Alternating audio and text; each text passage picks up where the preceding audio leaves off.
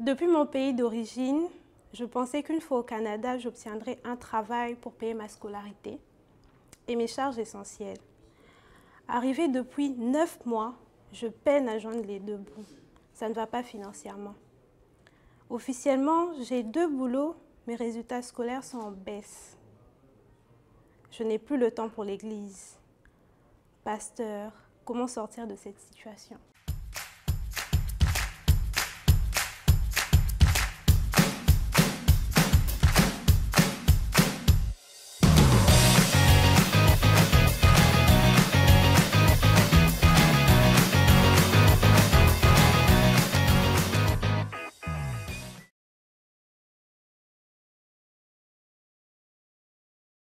Bienvenue, Shalom bien-aimé, que la grâce et la paix de Dieu soient avec toi.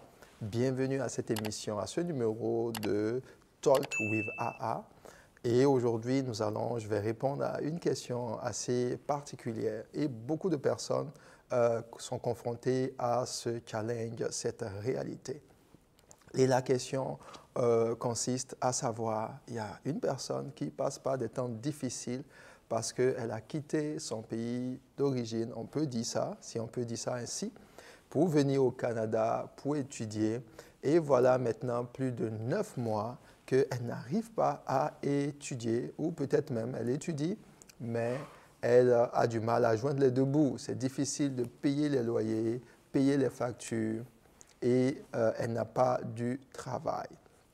Alors, si tu es dans cette situation, laisse-moi te dire que j'ai une bonne nouvelle pour toi. Dieu va te faire sortir de cette situation. Dieu va t'en faire sortir. Et je vais prier pour toi.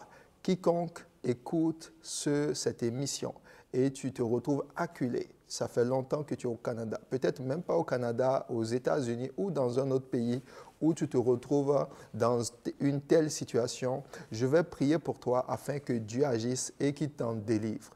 Père éternel, pendant que tu es sous le son de ma voix, connecte-toi à cette prière et Dieu va agir dans ta situation. Père éternel, je prie pour tes enfants, quel que soit là où ils se trouvent, que ton esprit soit à l'œuvre. Délivre-les de cette situation. Bénis-les, qu'ils reçoivent la grâce de l'orientation, qu'ils reçoivent la grâce. Tu reçois maintenant la grâce pour sortir de cette situation. Que Dieu t'en délivre, que la main de Dieu t'en délivre, que ta vie soit changée, que tu reçois la grâce du travail, reçois la grâce de tes documents administratifs. Si tu as des challenges au niveau de tes documents administratifs, que Dieu envoie son ange pour te délivrer et que les blocages au niveau administratif soient ôtés dans le nom de Jésus. Là où tu pleurais, que maintenant tes pleurs soient changés en joie, en cris de joie.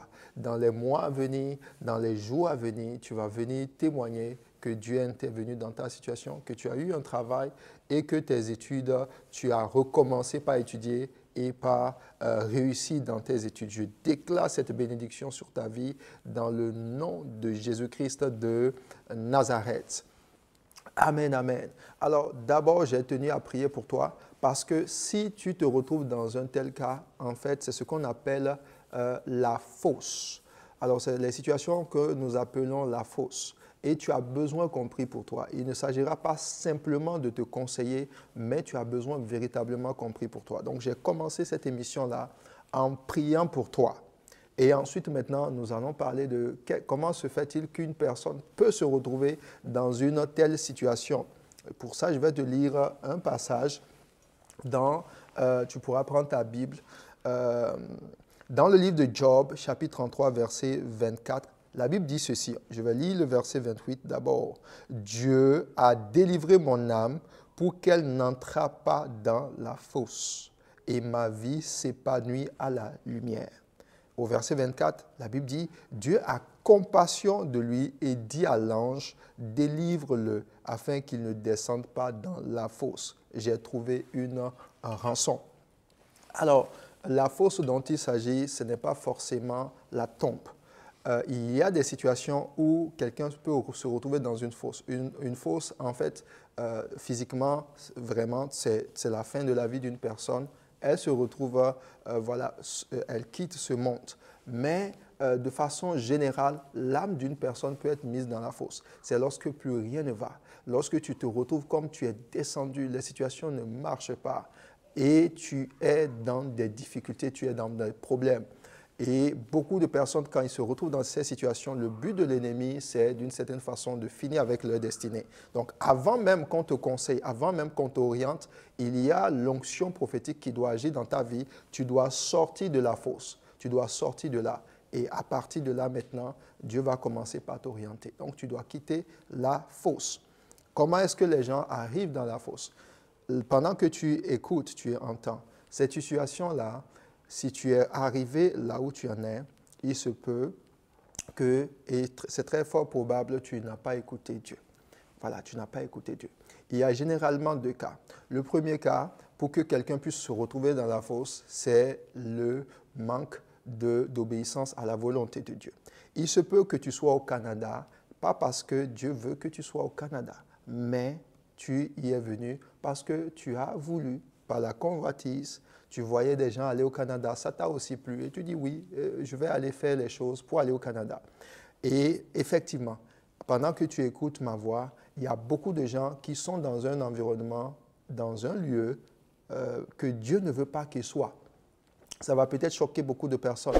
Oui, si tu te retrouves à ne pas avoir dans de telles situations, il est fort probable que tu sois quelque part où Dieu ne veut pas.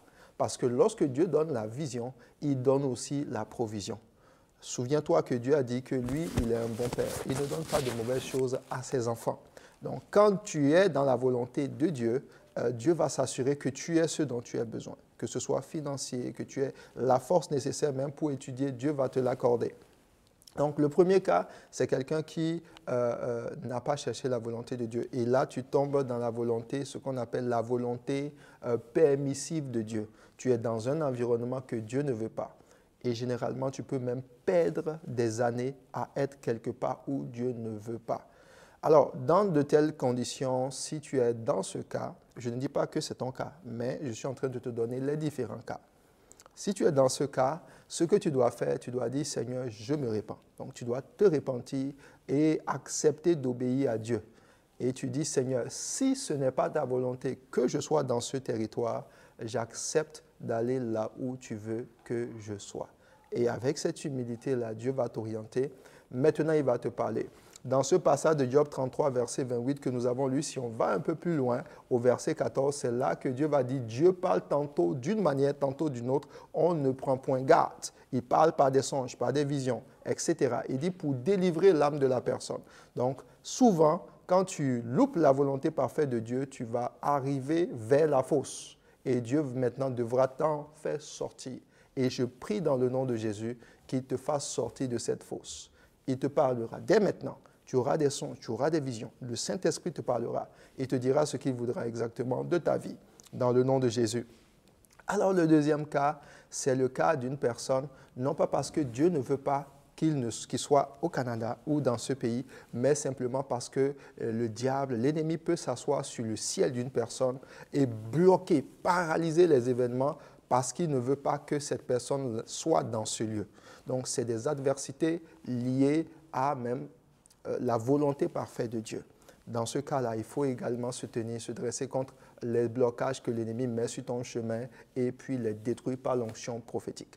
Alors, si tu es dans le cas où Dieu veut que tu sois là, mais que le diable, l'ennemi, s'est assis sur ton travail, l'esprit de dépression est venu dans ta maison, l'esprit de folie est venu, quel que soit l'esprit qui est venu pour te fatiguer et t'amener à ne pas prospérer dans ce territoire que Dieu t'a donné, je vais prier encore pour toi et tu vas voir la situation se décanter. Alors de là où tu es, tu vas lever les deux mains vers le ciel et je vais prier pour toi. Père éternel, dans le nom de Jésus, je prie pour tes enfants, quel que soit là où ils sont, que ce soit aux États-Unis, au Canada, au Brésil. Pendant que je prie, il y a des gens qui sont au Brésil, qui vont écouter ce message. Mais pendant que tu es au Brésil, les choses ne vont pas comme tu l'as pensé. Ou tu es en Allemagne, tu es en France, tu es allé là-bas. Et les choses ne se passent pas comme on te l'avait dit lorsque tu quittais ton pays d'origine. Je prie dans le nom de Jésus-Christ. Toute forme de fausse, force de désobéissance, force créée par l'ennemi, que le Saint-Esprit t'aide, que l'Esprit du Seigneur t'aide, qu'il t'en fasse sortir dans le nom de Jésus. La main du Seigneur est sur toi, la grâce de Dieu vient à ta rencontre. Dans le nom de Jésus, donne un bon Amen à Jésus. Amen, Amen. Alors tu peux laisser des commentaires, donne ton témoignage et que la grâce de Dieu soit avec toi. C'est le pasteur Abraham Andébi pour l'émission Talk with AA. Que Dieu te bénisse. Shalom.